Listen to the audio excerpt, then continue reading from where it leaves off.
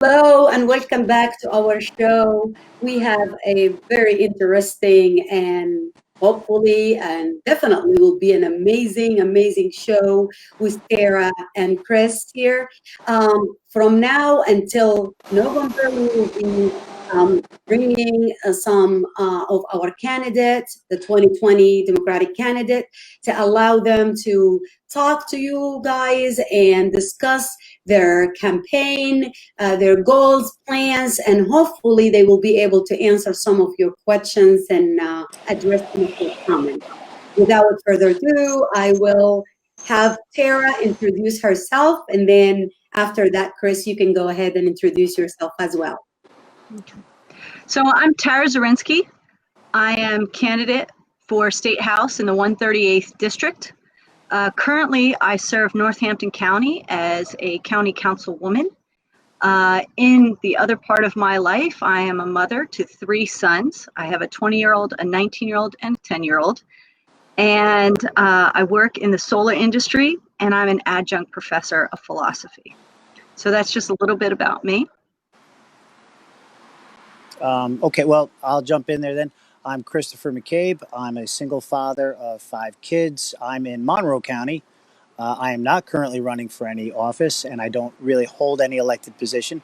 However, I am a father in these days of a mixed race group of children, and the events as they unfold around us are, of course, very in the forefront of my and my family's feelings and emotions and how we are dealing with the general public. I'm looking forward to getting to know Tara a little bit better. I do know her peripherally through the solar industry. I'm a solar developer. She handles residential. I handle the big commercial stuff. And I'm looking forward to getting to know Tara a little bit better. I do have a couple of questions for her as the radio program unfolds, and I do hope to really better understand her position and be better able to advocate for her in the Northampton area with all my family and friends. Great, thank you. So I'll tell you a little bit about why I'm running. I grew up in Bethlehem Township, middle class. I went to college at Drew University, studied philosophy, and I was not necessarily supposed to go to college because I was the woman in my family. My dad told me, maybe you want to start a family. And I said, no, I definitely want to go to school. I believe that women should be educated just as much as men. And so having been raised with 2 older brothers, I was always the outspoken little sister. But nonetheless, my dad still inspires me in so many ways. When I was a kid, he worked at Western Union. And for a lot of people, Western Union was a great job. It was a union job. And no one ever thought that Western Union was ever going to go out of business. But then one day it did. And he had to refigure his life, right? He fixed teletypes. And I'm pretty sure that I'm the only one in my age bracket that really understands what a teletype is. But we fiddled with them when I was a kid, so I know. So my dad went on to own his own business in Bethlehem Township. He owned his own store called Frank's Electronic Repair because being the visionary that he was, he said, everybody's going to need a TV, everybody wants a VCR, and I'm going to be the person who fixed them. But what he didn't understand was that Circuit City, Silo, and Best Buy were going to come in one day and undercut all of his prices and make things so cheap that no one needs to fix them. So we live in this disposable economy now. So needless to say, my dad's business closed, and I saw how crushed he was, that something that he spent his whole life doing was now kaput. So I saw that firsthand, so I can really understand how people are feeling right now with COVID and how their businesses are on the line too. I saw how my dad transitioned from that. He got another job fixing printing presses for newspapers. And we all know how print media is going these days, right? We're sitting here digitally talking to each other. So oddly, that job went by the wayside. And at 74 years old, my dad still drives a school bus. And the reason why he drives a school bus is because their Social Security and whatever pension he had together still doesn't make up enough monthly income for him to afford my mom's insulin. She's been insulin dependent since she was in her 40s, and I think it's a travesty that you can work a 40-hour work week and not necessarily get paid a fair wage, that you are working until you're 70-some years old and still not able to retire. Yeah. That you may or may not have health care in your position. I've worked at many jobs where I have not had health care because I'm a contingent employee or just kept right below 30 hours a work week, so that I can't have access to that health care. And even now that you could have health care, it's almost out of reach because it's not even affordable. So my mom spends about $400 a month with her Medicare for insulin. If she didn't have that at all, she said it would be like $1,200. So I can't even imagine how people are making it. So that's why I'm really compelled to run, because I see all these dysfunctions in our system because I've experienced them. I watched my parents go through them, and I talk to people everywhere who understand that we can't have a system sustained by this. You know, when I graduated college, I know that I was saddled with student loan debt. It changes everything, single decision you make in your life. When you have a bill that's about $1,250 a month for student loan debt, that's a mortgage in the 90s. That was a mortgage. It was more than rent. Yeah. So these things are what really shape how we move forward and how the next generation will move forward, because they haven't really changed in my lifetime.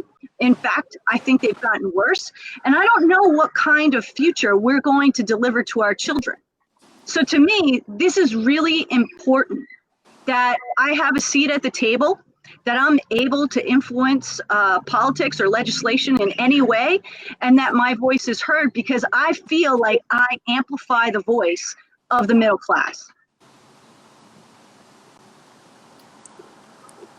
So just hearing you lay out your past, and kudos to your dad. That's amazing. Yeah. Yes, coming from a multi-generational family, I've got an older sister who's deciding on what her next career is going to be at 76. Um, the question that pops to my mind is, how, as a representative for your district, are you going to be able to advocate for them for those healthcare needs and changes that you see? Because that's a broader spectrum. It's a federal, obviously needed. It is a federal, but even at the state level, the state can buy into Medicare. So we can have access to that and expand it. And that's what Medicare for All would look like, at least on the state level. So Pennsylvania could buy into that. We could distribute it. We can also control prescription drug costs. There is legislation now in the House, specially tailored for insulin. And to me, insulin is so essential. I watched my mom sometimes. You can see when somebody goes down, when they need their insulin, they change into a different person. And it's frightening for them. It's frightening for the people around them. And to have to, what do I want to say? Try to ration your insulin in a country like the United States. It's just a sin. My brother Scott, my brother Frank, almost all of my uncles, my grandparents were all diabetic. I'm very fortunate that I am not. But my brother Scott had a real scare one time. He was at work and he went into insulin shock, and no one knew what to do with him. You know, they sent him to the hospital, and I think his blood sugar level was over 400. He could have died, you know. So this is a chronic illness that we obviously have care for, that we could distribute. Insulin didn't have a patent on it when it was first found out that it could be used. And now people are trying to raise the price to an insane level so that people can't have access to it. To me, that's not how I want to treat people in my community. That's not how I want to be treated. That's not how I was raised. So we need to change these things so that people can have better healthcare, more affordable healthcare. And if we can't do it at the federal level, then we have to push to do something at the state level. Mhm. The other thing is, we can't have your healthcare tied to your employment. That's difficult because every time you change employment, you either change healthcare providers or you have a lapse in your healthcare. So there's many times where I've had lapses in my healthcare because I wasn't able to, because I wasn't in my job long enough, or because my job didn't offer healthcare to a part-time employee. That's difficult because you can't tell when something's going to happen to you. You don't know when you're going to get sick. I had a bladder infection, and I had previously had a kidney infection, so I know what the stages are. And I was laying on the couch, I'm like burning up with a fever, and I asked, my kids were like, "What is wrong with you?" I was like, "I think I need to go to the hospital." But you think in your head, wait, I'm going to have to pay that bill. Yeah. And I might not have the money to pay that bill, but at that critical moment, you think, I could also potentially die. So, okay, we're going to the hospital. We're just going to have to live with the bill. And we see this with COVID now. There's a person, I think, in Seattle who got a $1.1 million bill for COVID. Yeah. Now, how is that person ever going to pay that? Now, we want our healthcare workers to get paid. We want the industry to be able to have a livable wage and everybody have money and everything. But how can one individual pay $1.1 million to survive COVID? What impact is that going to have on other people in their decision making when they try to decide, I have a little cough. Yeah. Is it COVID? Is it not COVID? What should I do? And that should never be an issue, Tara, for someone to decide whether I'm going to eat or see a doctor or seek some medical help. And we can see this successful model here right in our neighbor, like Canada, for example. I'm not going any further than that, but just right there. And this is our tax-paying money. We work, you work, I work. And a lot of people sit and say, you know what? I'm paying for others. Yeah, I would gladly do that. I think this is part of us being able to work and afford to pay our bills, and someone else is not unfortunate than us.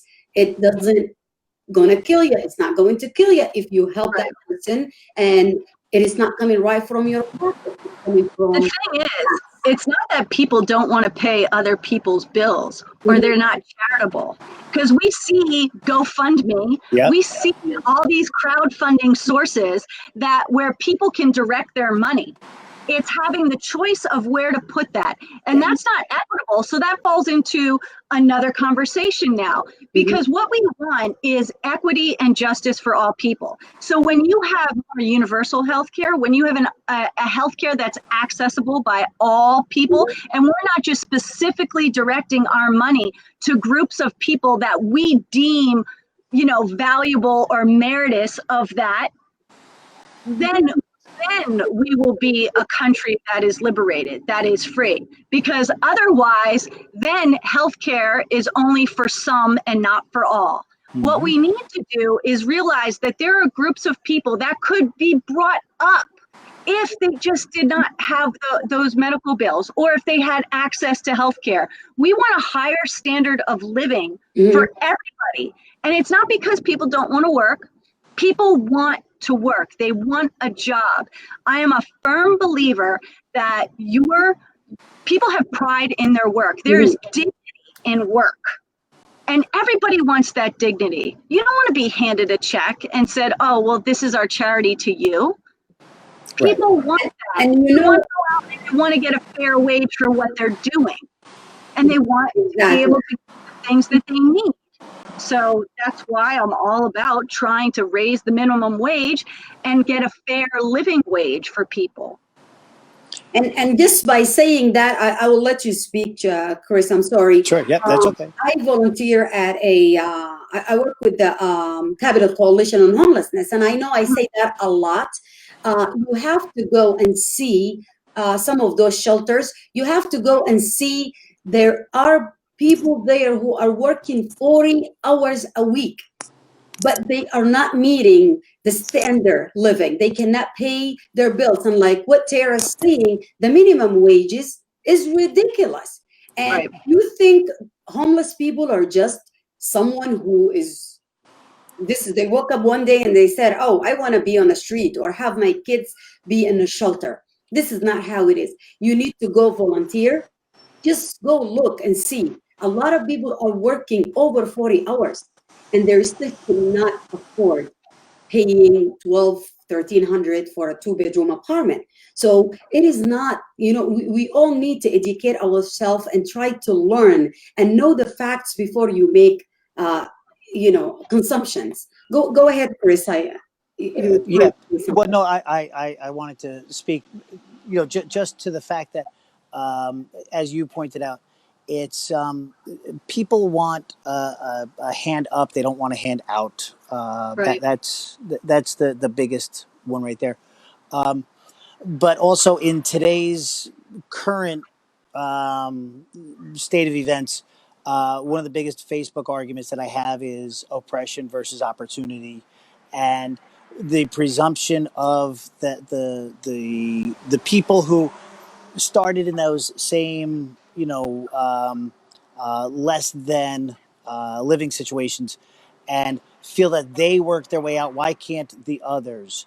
How in Northampton County, how in your district are you going to look not just towards the homeless specifically, but also to everyone that is, besides looking for a decent living wage, the opportunity to work a program to get an education or a better job training, or fill in the Right. blank there.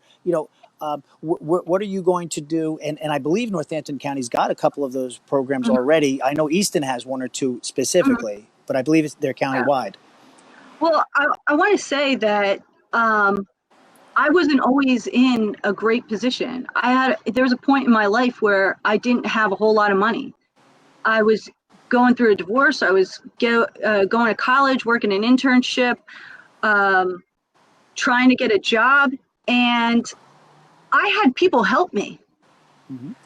I had one of my professors actually bought me a box of food every month to help supplement it. And when I went to CCAP, which is the County Commissioners Association of Pennsylvania, I sat in on a food program, Feed America, and they gave an overview of all the different programs that are available. And one of those I volunteered at, Project Easton, and then another one, Meals on Wheels. But at that program, they said something really interesting to me. The fact that food banks are open after 5 p.m. Why? Because there are working poor who work 40 hours a week and still need to supplement their current diet with food from the food bank because their paycheck doesn't stretch far enough. And you think to yourself, wow, a 40-hour work week, and then you have to go to the food bank. This is working poor in America. And we have programs like this. One of the things that I've tried to do too is, and I'm not able to do it because I'm not at the state level, but I tried to pass a resolution and did, to increase the budget for the supplemental food purchasing program. So it hasn't been increased and actually has gone down since 2006. Now, you have greater transportation needs, greater food cost needs, greater need in the community for food, and that's a program that helps supplement all the food purchasing programs through grants across the state, including Second Harvest and Project Easton and Meals on Wheels and a lot of other projects. Now, we see that there may or may not be a need depending on where we are in life. But when I deliver Meals on Wheels, I can see the the inequity here, just in our valley. You can see a $300,000 or a $500,000 home right next to a trailer park. Mm-hmm. And there's nothing wrong with living in a mobile home or a trailer or anything like that, but it just shows that the inequity is right on the line. Yeah. You know, oh yeah. There's things that we can do at the state level is we can fund these programs to help people, to give them a leg up. Because I can tell you, when I was in grad school, when I received that box of food allowed me to put more hours into my work, yes. to yep. put that money into my education. Mm-hmm. Because without that box of food, I might have had to work more hours, less education, and less means to go further. And that's what people need. They need their basic needs met. We need to supplement education. We also need to increase access to grants for training programs. This is one of the reasons why I work at Northampton Community College. It's affordable education for people. You know, this is one of the few places where you can go in and get your 2-year degree so that you can move on either in a trade or a profession or to a 4-year program. And you can have that for far less than you would ever pay for 1 year at a university. We need more programs like that. The state used to fund Penn State, state colleges, and it used to fund community colleges at a higher rate too. And those budgets have been cut for that. Yeah. So that increasingly puts the burden back on individuals. Now, we should have a means by which we think that education is a core priority for our workforce. Mm-hmm. Should be educating our workforce, not only in, things that are liberal arts and humanities and things like that, but also in whatever their trade is. Skilled operators and skilled machinists and people in all the different trade unions and things like that. They need to have these skills to be able to do the things that we need in our society. Build bridges, mm-hmm. build roads, build buildings, hospitals, whatever. Build broadband so that we can have that in the rural areas. We see such a need for that because now everybody's online everywhere and they realize, wow, we need to amplify this because information needs to be distributed and people need to be able to access information. We also have the digital and the technical divide. We see how education programs vary between school districts depending on the property tax and the allocation of funds for those specific schools. So if you have a school in a community where it's not as well funded, like let's just take the Allentown School District. Look at all the problems they had in distributing online learning because their kids don't have computers. They don't have access to the internet. We need to ensure that and make that happen for everybody equally if we want everybody to have the opportunity to move forward, to serve themselves. I hear that self-sufficiency is so important to people. Serve yourself. You can't serve yourself if you're already starting 3 miles behind everybody else in the race. So we have to make sure that if there needs to be a staggered start, we need to make sure that people have what they need to get to where we want them to be as a society. As Pennsylvania, as a district, as a community. And that's why I think these ideas really need to be pushed and brought forward in Harrisburg. And we need someone like you to fight for that. We need someone who is not just lived it, passionate about it and about making a change. I know a lot of people are tired or feeling that, my voice doesn't matter. Why do I want to go and vote? Because nothing is changing. we just want to let them know that, you know what, things are changing. You might not see it. It might be going really slow in a slow way, but you need to elect someone like Tara, like Patty, like some of the great women leaders or the men that the Democratic Party is presenting right now. If you are tired of not getting things done or having someone who doesn't care about you and about what you're looking for, search, read about your candidate and vote. And I think, Tara, you were talking, explaining the difference between equality and equity. And not Mhm. so many people understand that. I put a picture, I got a picture of Yes. mine, Yeah.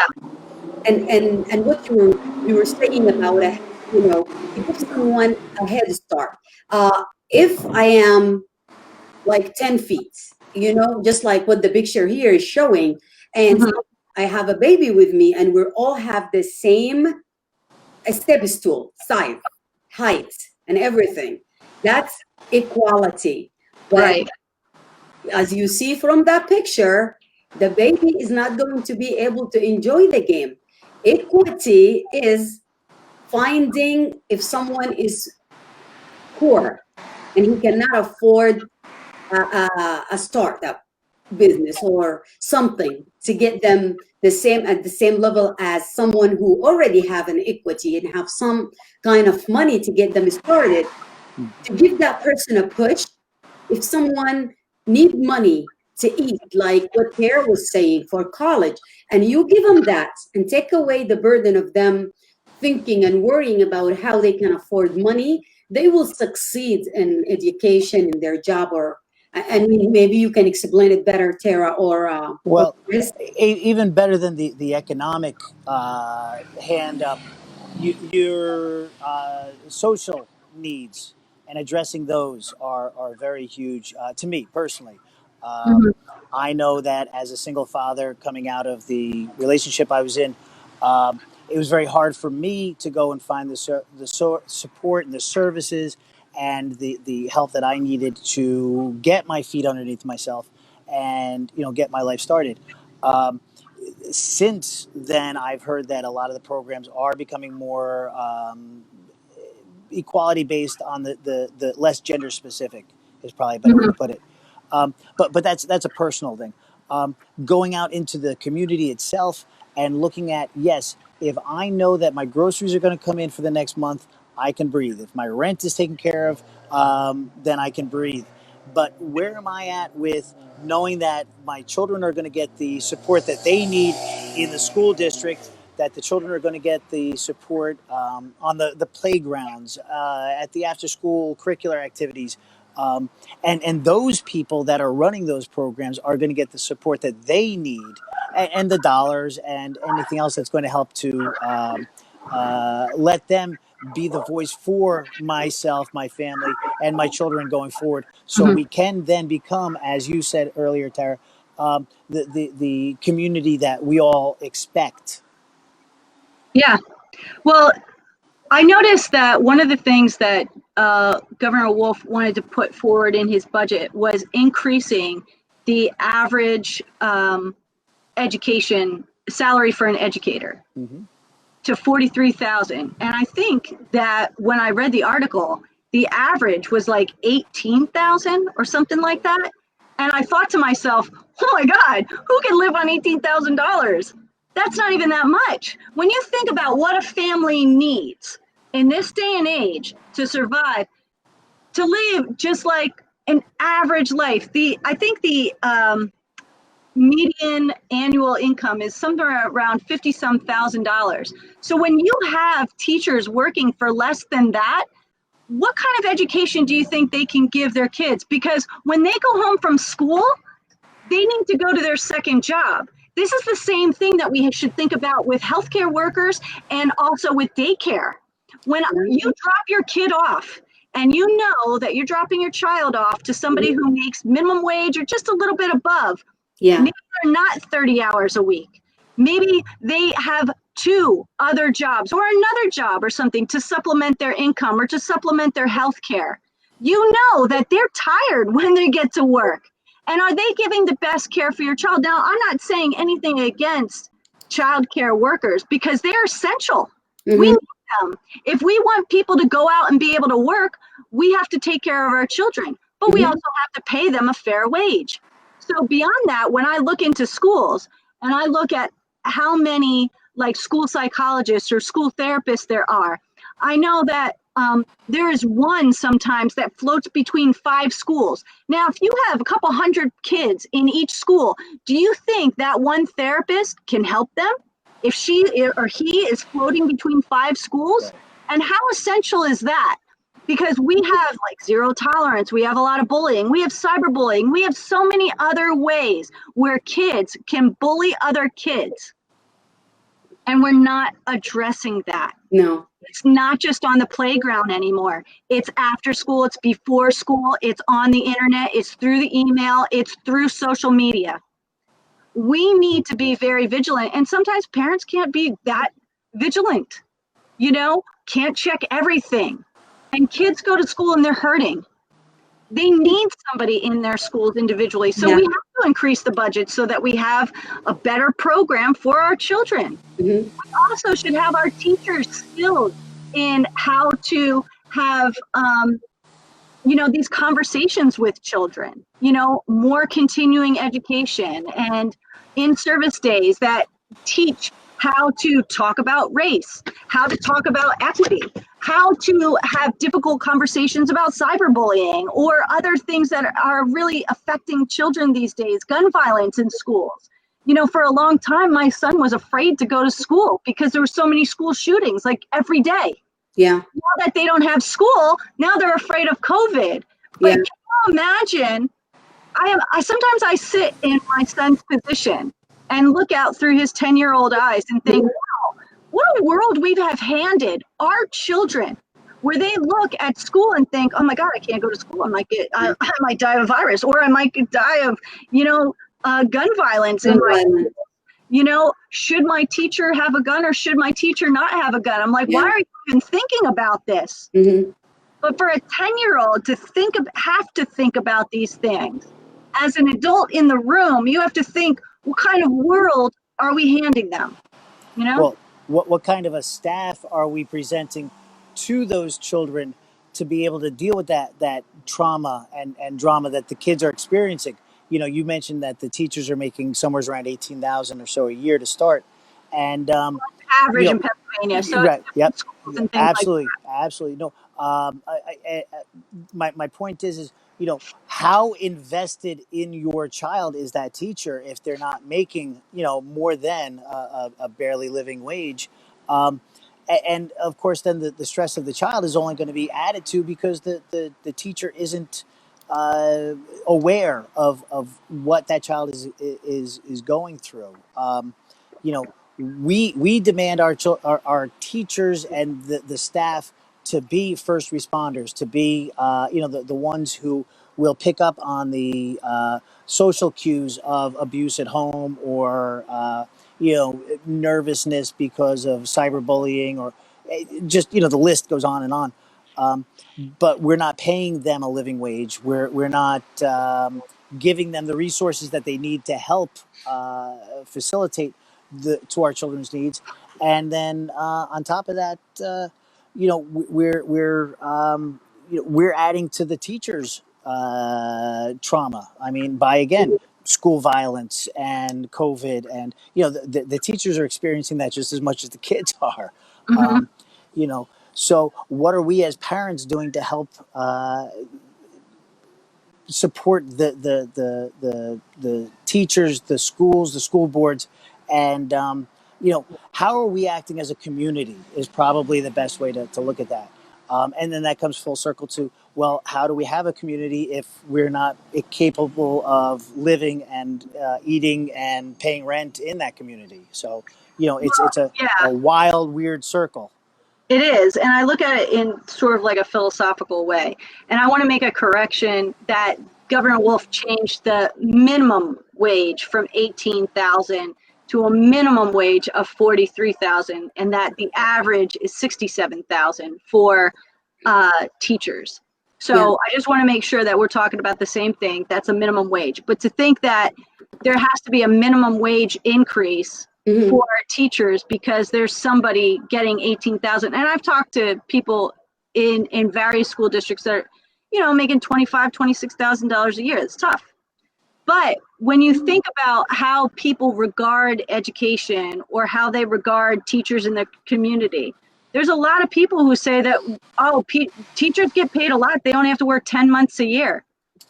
No, they don't just work 10 months a year. During the summer, they're trying to prepare their curriculum. Yeah. They're trying to prepare for the next year. Yeah.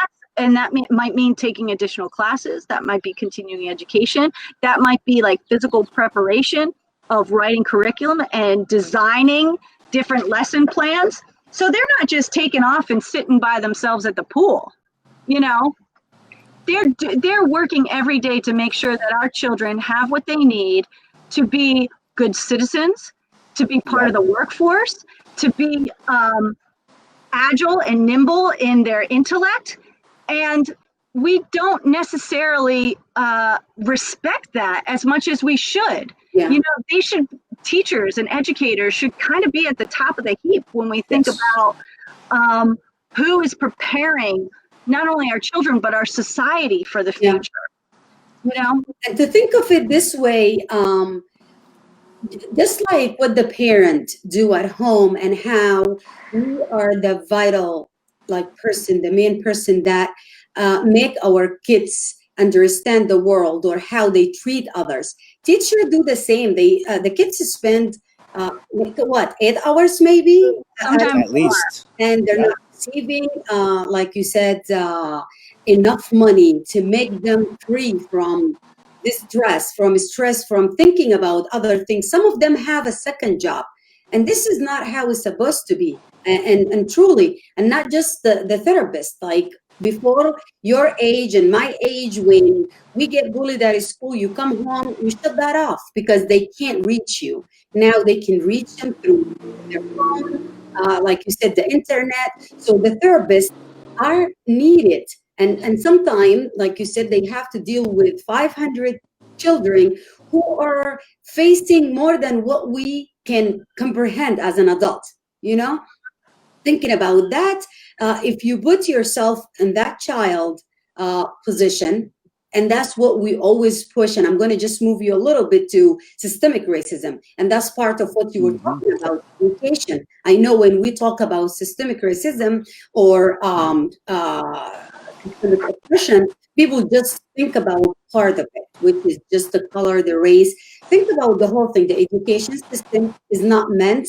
There is a 400 plus years that Black people in this country been suffering from systemic racism in everything, housing, healthcare, like you said, and education, part of it. So I am glad you guys are talking about this now. And there are more than one issue, but you're hitting some of them. And, even if we don't get a chance to speak a lot about every and each issue, at least you're giving people a chance to think and just have their mind open and just be, understanding to what others go through, just like what we said about homelessness.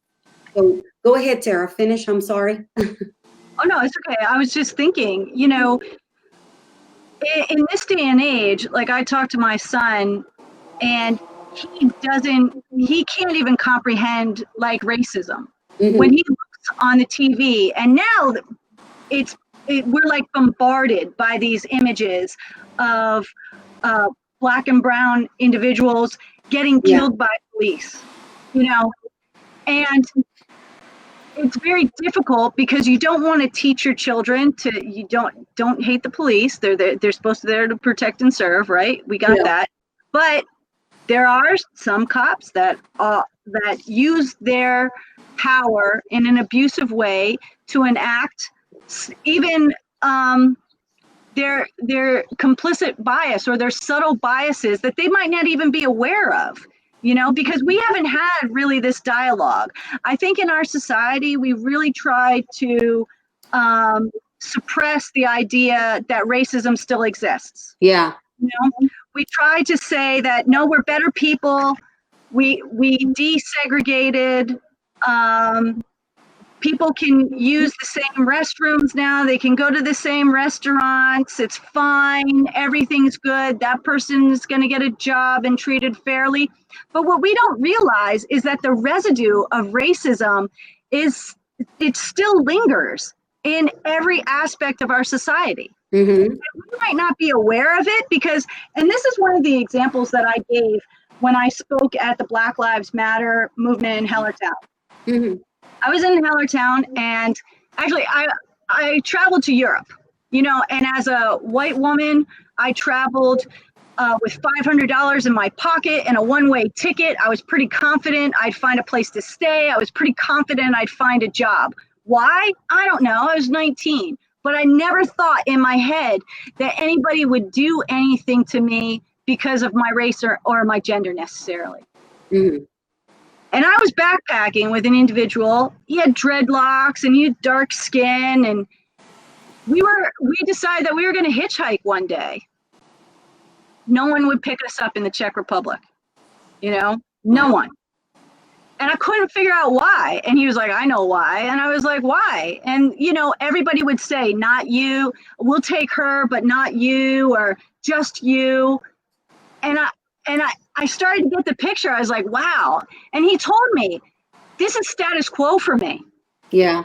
I live this every day. I experience this 10, 20 times a day. But to me, it wasn't anywhere on my radar because I've never really experienced it. Yeah. Now I've walked into a room where I'm the only woman, and I understand what that feels like, but it definitely isn't the same as I've never been afraid to speak up for myself.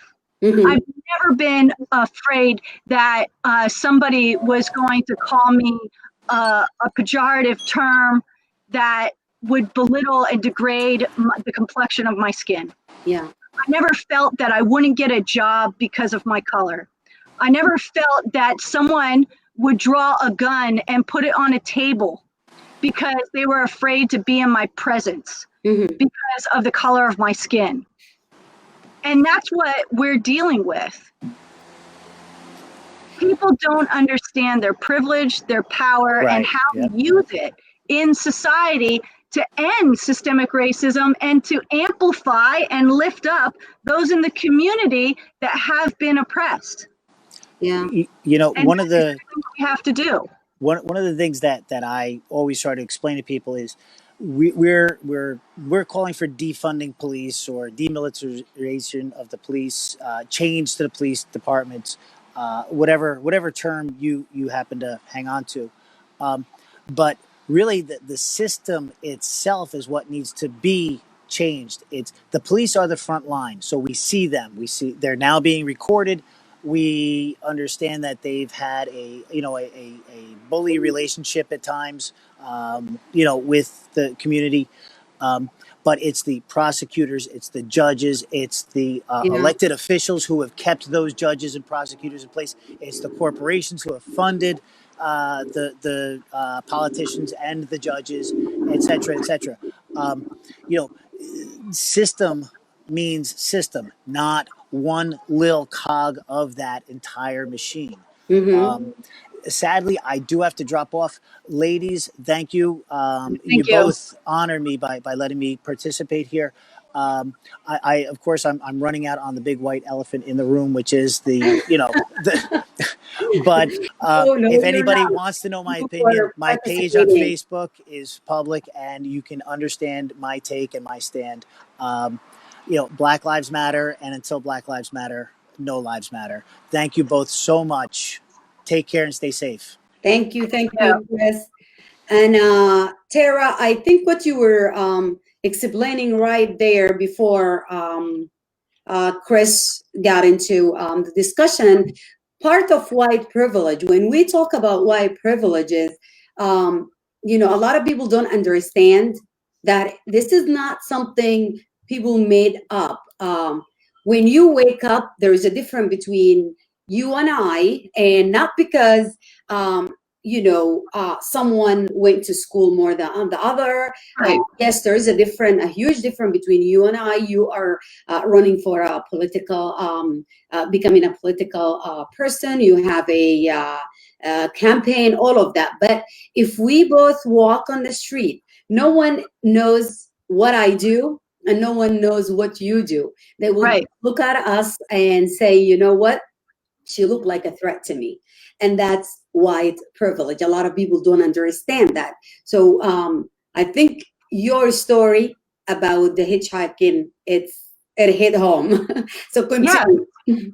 But that's the point, because there's an inherent worth and dignity in all people that we are not recognizing as a country. Mhm. You know, we are, first and foremost, we're human beings. Yeah. And we have to see that humanity in other people. And we've devolved into name calling and attacks, personal attacks.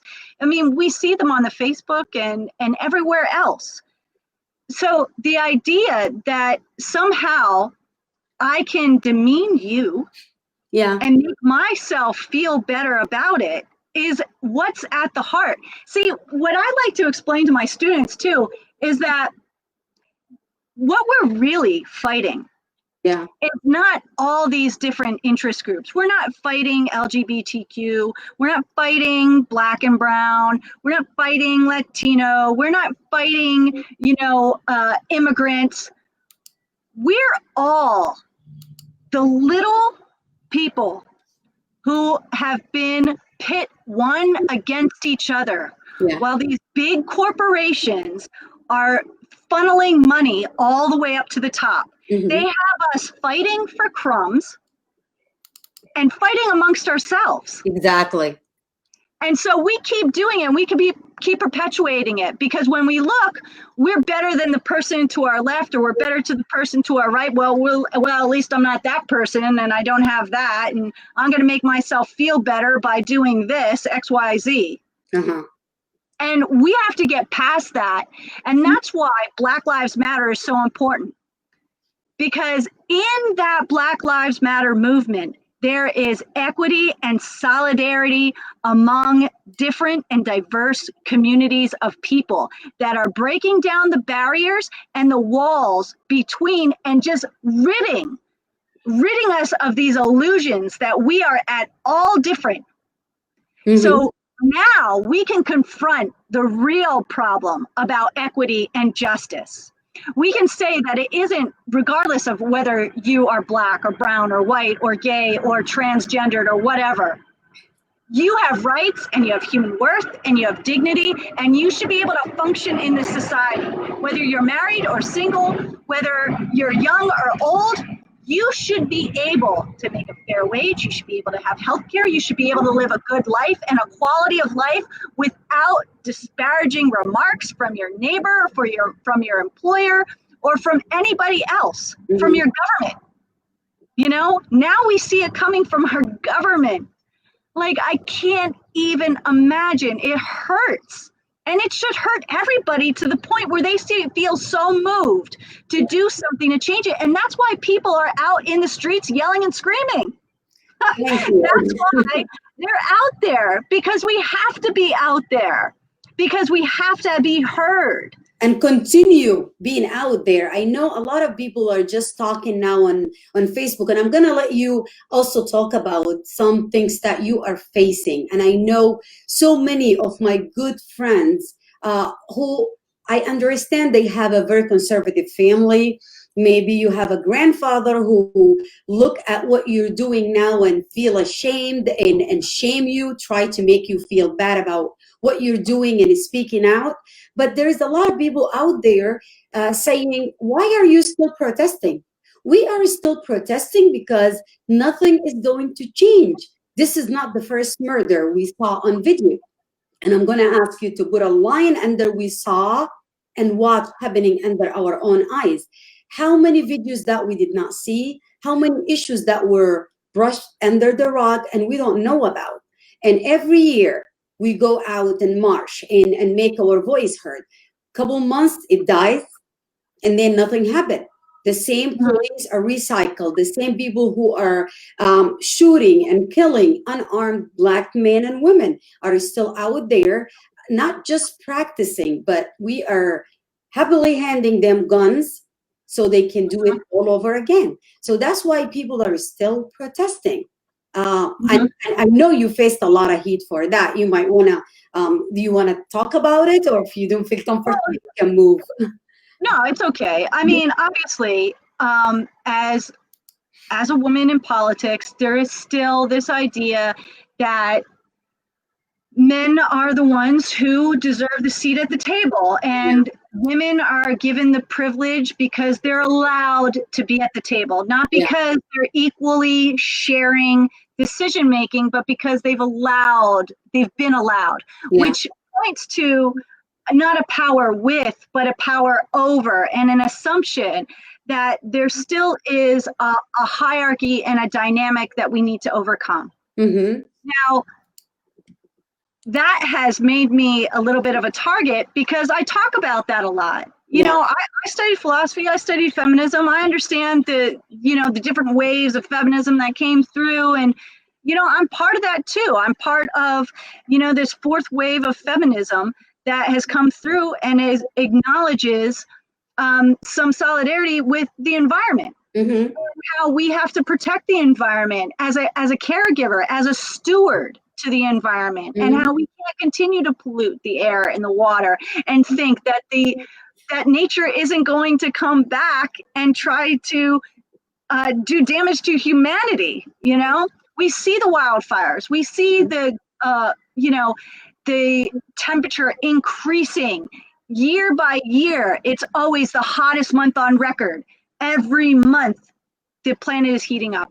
And so when you point out these things, you're a threat to other people. And so they try to attack you. I've been called soulless. I've been called not compassionate, inhuman. They've ridiculed me. They've ridiculed my children. And still, you have to stand strong in your conviction that you know that what you're doing is right and what you're doing is important, and important enough to put yourself out there to receive that kind of, what do I want to say? For lack of a better word, abuse. Abuse. You have to, and you know what? I've been galvanized in my past experiences, and I can take that. I definitely can. I am a strong woman, and I know that what I'm doing is really important. And I know how many people that this movement, and it's not just me, I'm just the mouthpiece that is trying to get elected. But behind me, there's hundreds, thousands of people who want to get me elected because I am saying something that resonates deep within them. I am talking about equity and justice for human beings, for the environment.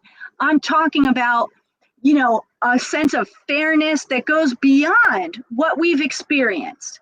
And if we can make this possible, if I can make a dent in this in Harrisburg, that is going to be meaningful, and that's worth fighting for. And that's what is going to push people to vote for you, not just because you say something that just resonate with them, but because you show them that you are not just a talk. You are going to stand by what you believe in. You are going to support. You are going to fight for their right.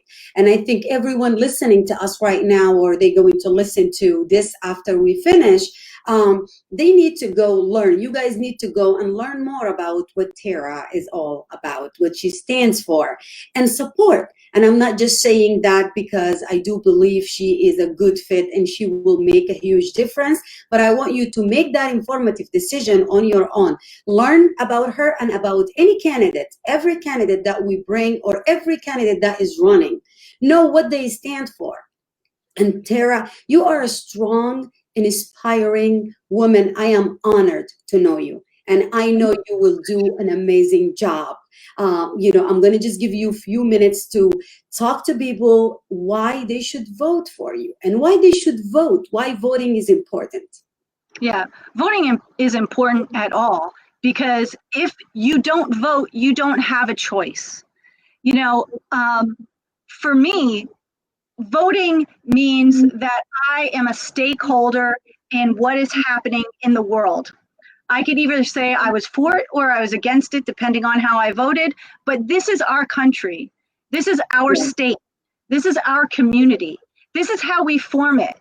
And this is what's important about democracy, is that we are all stakeholders in it. You know, so when you cast your ballot, when you either vote by mail or you go to the poll, you are saying what you believe in and who you believe in and who you want to deliver that message in Harrisburg. And that person works for you. That person shouldn't work for a corporation. They shouldn't work for a lobby. They shouldn't work for a special interest. They should be working for you. And that's why I think people should vote for me, because I'm not taking money from special interests. I'm not taking money from lobbies. I'm not taking money from corporations. The average donation that I have right now is $40.02. And that's because this is a grassroots campaign. This is for people, by people who want to see change in Harrisburg. And we know that, you know, people can receive unlimited gifts, unlimited money from super PACs and from different lobbies when they're in legislation or in the legislature, or when they're for their campaign finance. That has to go. We have to put a cap on that. We have to limit that, because otherwise that's legalized bribery of your legislator. That's another reason why you should vote for me, because I have integrity. Because when I go to Harrisburg, I'm fighting for you, because these are the things that I think are important too, because I have experienced them. Yeah. I am one of you. And those are the people that we need in Harrisburg. Those are the people that we need to vote for. Not just me, but the other men and women who are fighting for these same exact things all across the state. And the ones that have it in their heart, have it in them to fight for you and continue fighting. And I don't know if, you know, this 1 hour is not enough. Sarah, you are an amazing person, and I cannot say it enough. I am fascinated with everything that you've been doing, and I've been following you for a while, and I'm honored to have you. And I really hope everyone that is listening to us right now will go and read about Tara and her campaign page. There is a contribution, a donation button. Click that. Nothing is too big or small. You know, there is a 5, 15, 25, 40, 100. If you got a couple thousands, hey, go for it. Doesn't go for corporate. She's not getting money. She's not going to be bought, because she's working hard with her own money, with our contribution. And you know what? At this time, a lot of candidates cannot go out and campaign. So they're doing something is more costly to them. They're sending mails, they're sending flyers, or, you know, just going and paying for people to hear them, not like before. So put that in your mind, and not just for Tara, for every Democratic one running right now, they do need your help. And I'm going to continue saying this: read, know about your candidate, and vote. Voting does matter, and your voice matter. You have to know that. Tara, I need you to just say a couple words for everyone that listening to us, and thank you very much for giving me the time and giving our listeners the time to get to know you, the beautiful soul that you have, and hopefully we'll be able to have you here again. Thank you. I would love that. And thank you so much for giving me this venue to talk in. Anybody can go to my webpage. It's vote for the number 4, Zrinski, ZRINSKI.org. And please look at the issues that are important to me. Write to me, call me. And if you can donate, please come out to one of our events, volunteer. We're not able to do much right now, but we're just trying to drop lit and make phone calls. And that's what we got. And the more money we get, the more flyers we can send, the more digital our campaign can go. And it's really important to get our message out, because this is the message that is for people. It is a message that is grassroots, and it is trying to help people at every level of our society. And we need this kind of healing right now. This is what we need in America. Yes. And this is what we need in Pennsylvania, in the 138th district. So thank you again. Thank you. And make sure you vote Tara, District 138. And we would love to have you here again anytime you have a chance. Thank you, everyone, for watching and contributing and following and listening. And Tara, thank you very much and have a wonderful night. You too. Thank you so much.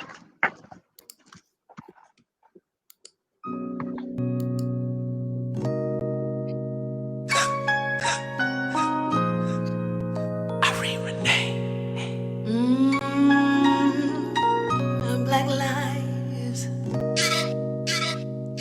Black lives matter. I read Renee, Crown One. Tell me, bro. Don't matter if you're black or white. You know wrong from right. Yes, you do. To stay silent is to be a part of the problem. Yeah. You can't keep ignoring the boiling hot ground, pretending you don't know why things getting hot. Let's break this ugly cycle. You slow field of perfect circle. I'm not going nowhere. This earth is here to share. Either you're gonna get along here with me, And me with you. or we won't settle down till we get our equal peace. Where there's no justice, don't you count no peace. No justice, no Where there's no peace. justice, don't you count no peace, baby. No justice, no peace. No justice, don't you count no peace. Yeah, no justice, no balance. Don't you count Gotta get no along. No justice, no peace. Red arms on the shoulders, halo on the other. You away with facets of colorless love, one another. Expectation provoking, hurt for persistent for brother. Man, can't we all just get along?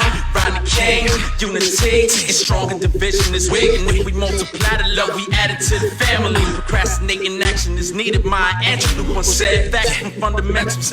Yeah, we all bleed red. Enough said. We ain't going nowhere.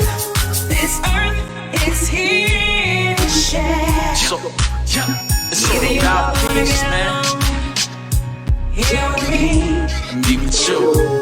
won't settle down till we get our equal peace. Yes. Where there's no justice, don't you count no peace. No justice, no Where there's no peace. justice, don't you count no peace, baby. No justice, no peace. No justice, don't you count no peace. No justice, no peace, No man. justice, don't you count no peace. No justice, no peace. Yeah. It's a don't share. Oh, took me for Lucy, yeah. It's a don't share. Oh, they got me down for a play gun.